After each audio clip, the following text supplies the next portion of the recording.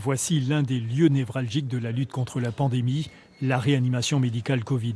Ici, au plus fort de l'activité, jusqu'à 400 soignants pour l'ensemble des services de réanimation se sont relayés afin de sauver des vies.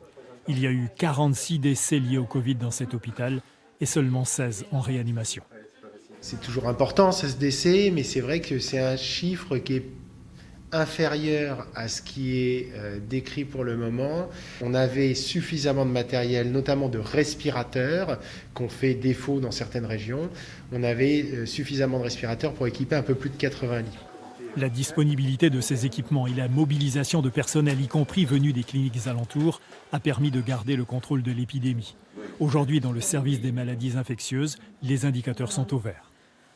Aujourd'hui, le service est redevenu comme avant. Alors avec quelques patients Covid, actuellement nous n'en avons plus que 5, en sachant qu'au pic de l'épidémie, on en avait 42.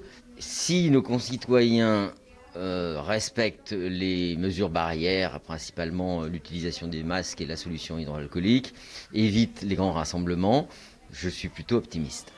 C'est ce qui permet au CHR de programmer une reprise totale d'activité dès la semaine prochaine. Des entrées filtrées sont déjà visibles et un isolement total entre les patients à suspicion Covid et tous les autres autorise une reprise de tous les actes médicaux.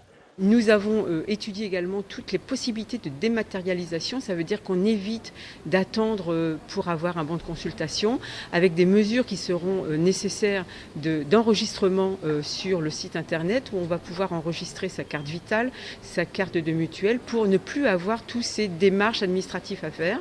Hormis nécessité absolue, les patients ne pourront pas être accompagnés et le port du masque chirurgical sera obligatoire.